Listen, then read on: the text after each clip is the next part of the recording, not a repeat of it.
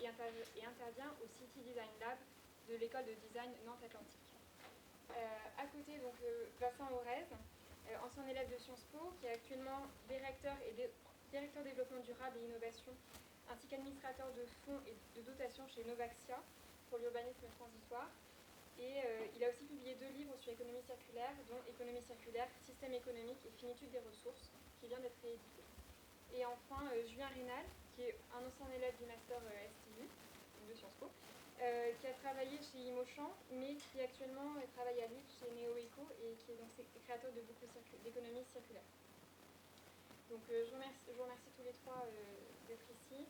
Et donc on va commencer. Donc chacun va se présenter pendant 10 minutes, un quart d'heure, ses différents travaux. Et par la suite, donc Frédéric qui nous a aidé à organiser la conférence posera 2-3 questions aux intervenants. Et puis ensuite, il y aura un temps d'échange avec la salle, puis une bonne demi-heure, 45 minutes. On va prévoir ça comme ça. Donc bonne conférence à tous.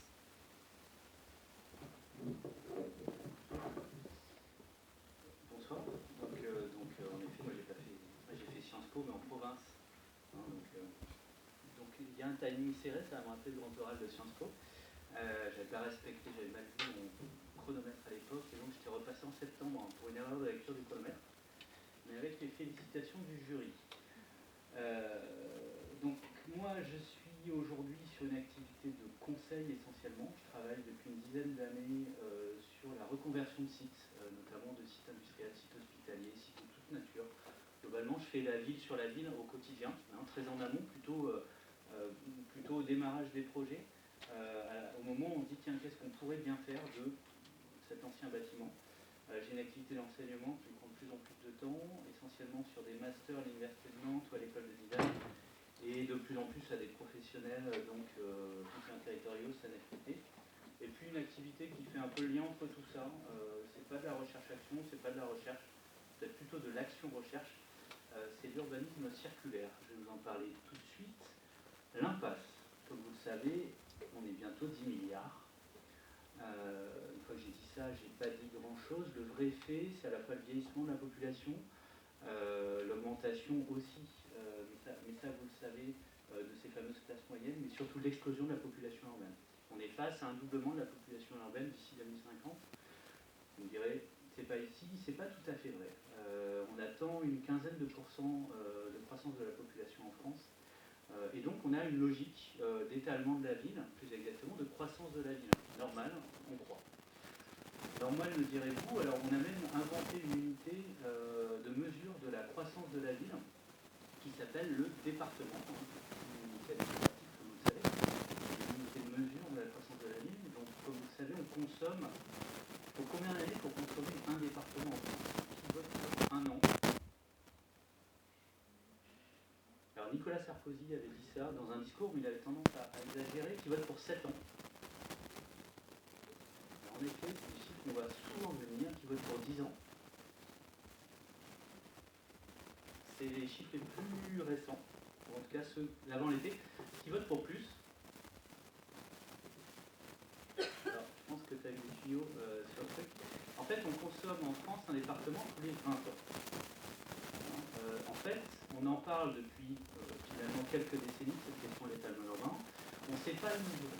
On sait le mesurer à peu près depuis le début de l'été dernier, avec enfin un vrai chiffrage et un vrai travail sur les questions, sur les données fiscales qui nous permet de mesurer les choses. C'est quand même important quand on veut régler un problème de savoir l'évaluer. Donc on est aujourd'hui à un département tous les 20 ans, donc finalement c'est pas si grave, peut-être s'arrêter là et avoir un coup. Ou alors se dire que ça fait quand même 38 hectares par an, c'est 375 euroclassiques tous les ans. C'est 5 terrains de foot toutes les heures, même le soir et le week-end, et il n'y a pas eu de tribune dans l'idée. Il n'y a pas de manifestation et on ne casse pas la rue. C'est une vingtaine de Notre-Dame-des-Landes, je suis nantais, donc ça nous touche beaucoup. On a extrêmement peu de débat là-dessus. Pourtant, on est sur quelque chose d'assez problématique. On va essayer de déconstruire tout ça. Ça, c'est la consommation, ce qu'on appelle les NAF, les espaces naturels agricoles et fonciers. Ça n'a rien à voir avec le pâté breton, le pâté NAF. On est bien sur la consommation d'espaces qui sont sur un processus d'urbanisation qui est finalement sur cette carte qu'on voit le littoral, on voit disons, les 10-12 grandes métropoles françaises.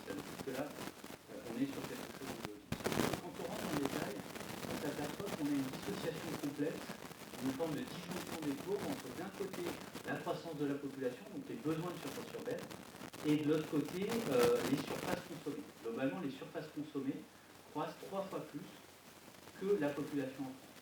Si on zoome encore plus à une échelle régionale, on s'aperçoit que entre la région Bourgogne et la région Pays de la Loire, à peu près les mêmes surfaces. On a d'un côté une région qui est en très forte croissance économique, croissance de la population, Pays de la Loire, et une stagnation, voire une récession en Bourgogne.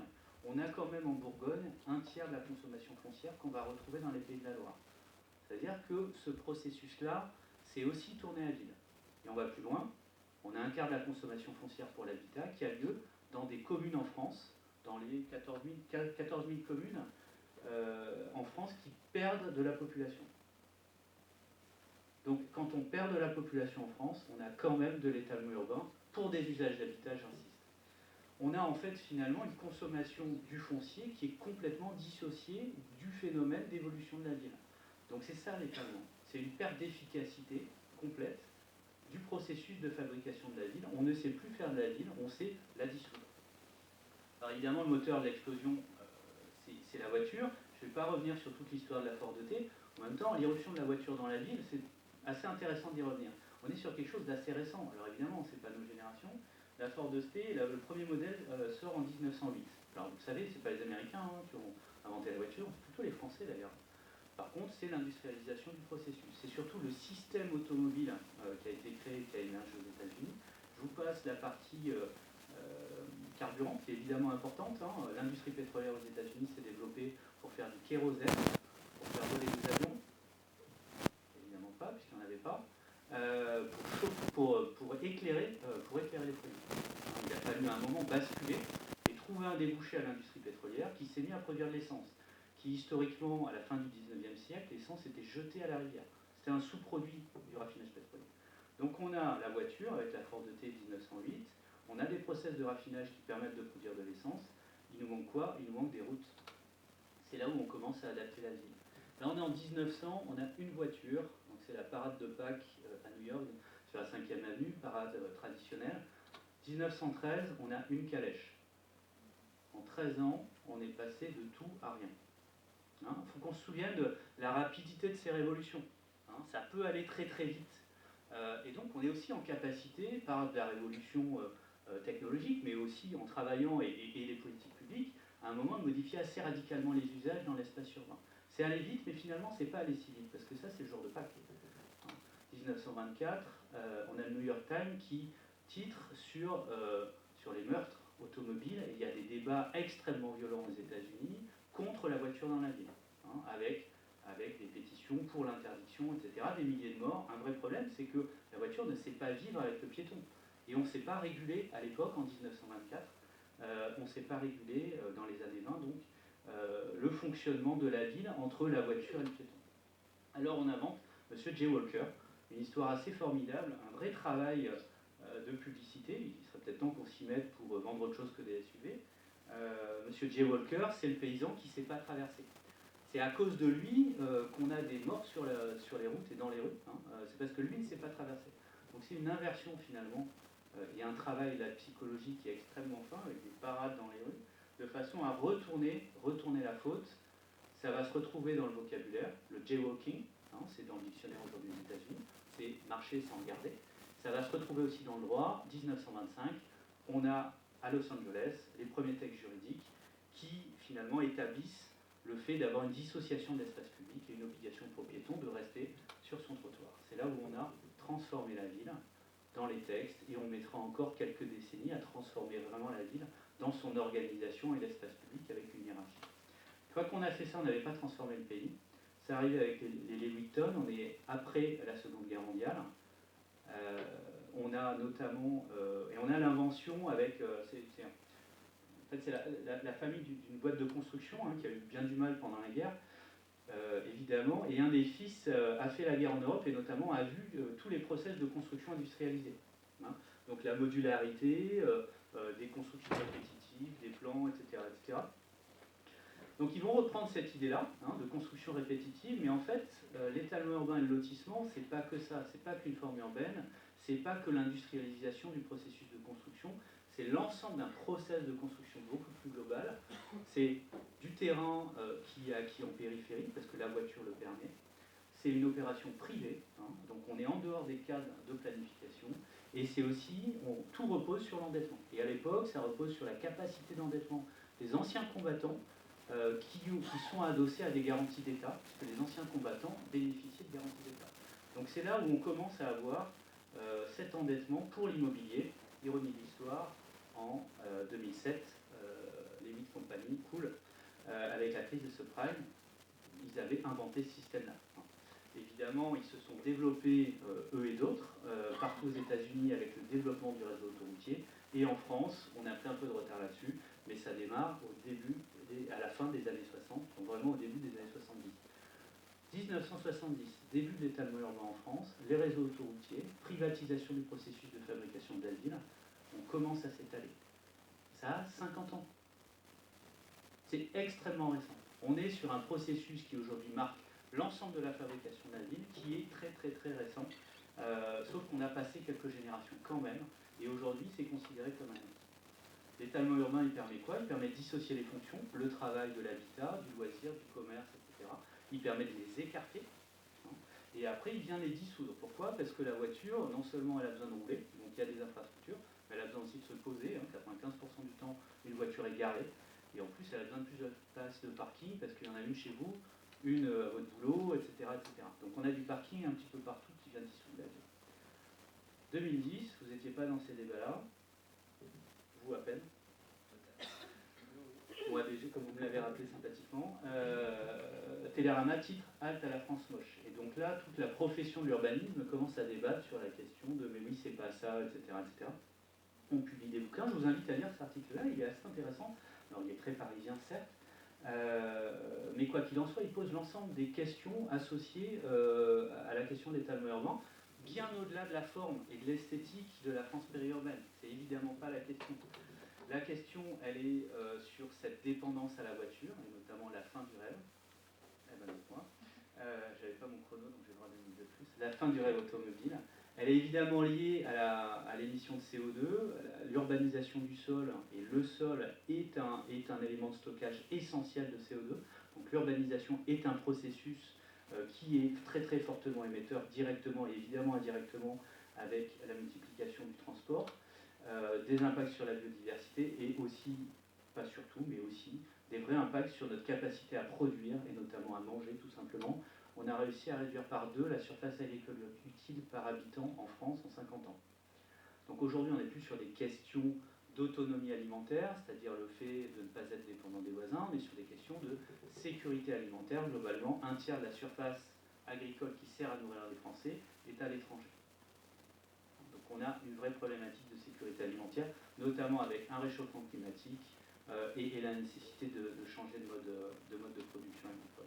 On a des surcoûts associés à l'étalement urbain, et puis on a une vraie fragmentation sociale qui est importante, qui est associée à ça. On en a suffisamment parlé avec la crise des Gilets jaunes. Alors, l'urbanisme circulaire, c'est quoi? C'est se dire que, globalement, on a un problème de modèle qu'on n'a pas réussi à traiter. La SRU a 20 ans, solidarité, renouvellement urbain, tout est dit.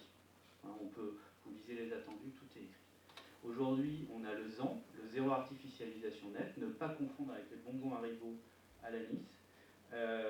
C'est la dernière couche d'une couche réglementaire. La question aujourd'hui, c'est comment est-ce qu'on passe de la prohibition, c'est-à-dire de dire il ne faut pas et c'est pas bien, à faites ça à la place. C'est là où on n'a pas le temps, à la fois on n'a pas le temps parce qu'on est en train de faire la ville de 2050 dès maintenant et j'ai plus que 3 minutes. C'est là où, évidemment, ce n'est pas une question de ville circulaire dans sa forme, c'est une question de transposition des principes de l'économie circulaire à la consommation de sol et à la production de la ville. Je ne vous fais pas tout le schéma de l'économie circulaire, mais en tout cas, on est globalement de l'extraction directement à la poubelle avec un usage unique. L'idée, c'est bien, par les différents cycles, de multiplier finalement les opportunités d'usage par des cycles qui sont de plus en plus vertueux. Plus ils sont courts, plus ils sont vertueux. Évidemment, le réemploi est plus vertueux qu'un recyclage. La transposition au sol, c'est de dire qu'on a des espaces agricoles naturels, on a des usages et on génère des friches. On a 1000 hectares de friches aujourd'hui à l'île métropole. L'idée, c'est de trouver des alternatives, l'intensification des usages, transformation de l'existant, recyclage des espaces, un travail sur les échelles, etc. Alors, tout ça, c'est théorique, pas du tout, c'est vraiment pratique, ça existe déjà. Intensifier les usages, c'est par exemple le MabLab, vous connaissez peut-être, c'est juste à côté. Transformer un resto U en espace de coworking l'après-midi. Ça coûte rien, on n'investit pas, on ne construit pas, on a des usages supplémentaires et un des espaces de coworking les moins chers de Paris, même si ça sent quand même la frite. On a les champignons urbains, on produit aujourd'hui la seule production du 44 en champignons, c'est dans une friche industrielle, une friche, l'ancien marché international à Nantes, sur lequel on produit du shiitake japonais. Je vous conseille de goûter. Transformer l'existant, c'est la deuxième des boucles, hein, c'est de dire que parfois il faut transformer notamment des bâtiments existants, mais pas que, c'est aussi transformer le foncier. C'est-à-dire que sur les espaces existants aujourd'hui, on a plein de ressources, notamment en densification avec le BIMBI, mais les potentiels de densification phénoménaux sur les espaces d'activité aujourd'hui qui sont extrêmement consommateurs en foncier, capacité de grimper sur les toits, de transformer des bâtiments, mais tu en parleras beaucoup mieux que moi, d'un usage à un autre, ou aussi de construire aujourd'hui des bâtiments qui demain seront facilement changés d'usage. Ça, c'est un espace de stationnement qui a vocation à se transformer en bureau quand on aura jeté nos voitures. Et puis recycler les espaces, évidemment les friches industrielles, ça vous connaissez, les friches commerciales qui arrivent. On a une zone commerciale en trop par métropole en France. Hein. C'est les professionnels qui le disent, c'est pas moi, je pense qu'ils ont tendance à sous-estimer. On va avoir des espaces bancaires, on va avoir des parkings aussi en trop. C'est autant d'espaces déjà urbanisés qui sont les ressources foncières de demain en remplacement des champs. Alors, ça je vais passer. Rien n'est inventé, tout reste à faire. En fait, on a plein d'exemples, on a plein de pionniers, on a plein de prototypes. Tout est là. La question, c'est le passage à l'échelle. C'est comment est-ce qu'on généralise finalement ces expérimentations. Il va falloir qu'on repense ces questions en se disant qu'est-ce qui est de l'ordre de la circularité ou pas, et quelle priorité on donne. L'urbanisme circulaire, c'est se dire qu'on va d'abord aller recycler une friche plutôt que s'étaler à l'extérieur. C'est on va d'abord réemployer un bâtiment plutôt que de le déconstruire. Et puis plutôt que de construire, on va d'abord essayer d'intensifier l'usage des bâtiments existants. Et si on doit faire du neuf, si on doit faire l'extension urbaine, on en fait une vertueuse, c'est-à-dire une qui sera en capacité d'évoluer dans ses usages à l'avenir. On peut se donner 4 objectifs, égalité en sol, mais pas que, évidemment en énergie, en matériaux. Il y a un enjeu de proximité qui est essentiel. La proximité, c'est simplement avoir le choix de laisser sa voiture au garage, voire même de la vendre. C'est une ville pour tous, ça ne sert à rien de faire des métropoles vertueuses si la périphérie tourne en rond dans son véhicule diesel autour du rond-point. Et évidemment, c'est une ville résiliente. Il y a des applications différentes, je ne rentre pas dans le détail, mais tout le monde est concerné, du rural au cœur de métropole, tout le monde est concerné, mais différemment. Hein, sur l'idée de basculer et de changer d'usage, c'est-à-dire un modèle auto-centré sur le neuf et l'extension urbaine, sur le réemploi pour basculer sur le réemploi et la construction de la ville sur la ville. Il va falloir qu'on travaille sur le processus, et je voulais quand même prendre une seconde là-dessus. Ça va être plus compliqué, c'est plus compliqué, moi ça fait 10 ans que je fais ça, c'est donc plus compliqué, c'est une forme d'artisanat. Finalement, c'est pas la même matière grise, on coule beaucoup moins de béton, par contre on mobilise de l'intelligence. Donc là, ça vous concerne. Et il va y avoir des organisations, des gens qui doivent pivoter, parce qu'il y a une nécessité environnementale, certes, mais il y a aussi une opportunité à se dire qu'on va arrêter de faire de l'industrie, d'industrialiser la production de la ville, et qu'on va faire la ville à façon sur elle-même. C'est une vraie opportunité pour inventer de nouveaux modèles d'affaires, mais surtout des métiers intéressants, des métiers intelligents, et qui mêlent à la fois des compétences techniques, un regard sur le contexte urbain, et une capacité à associer les regards des uns et des autres. Et puis voilà, de toute manière, la ville comme ça, elle est mieux. Et puis si vous voulez en savoir plus, n'hésitez pas à commander le bouquin, je ne sais même pas s'il est encore en vente. On n'est pas sûr en fait qu'il soit déjà en vente, mais vous pouvez vous inscrire sur les sites. Sinon vous l'achetez, vous le donnez à votre voisin. On l'a fait à 10 €, l'idée c'est de le donner au voisin ou de le voler en librairie.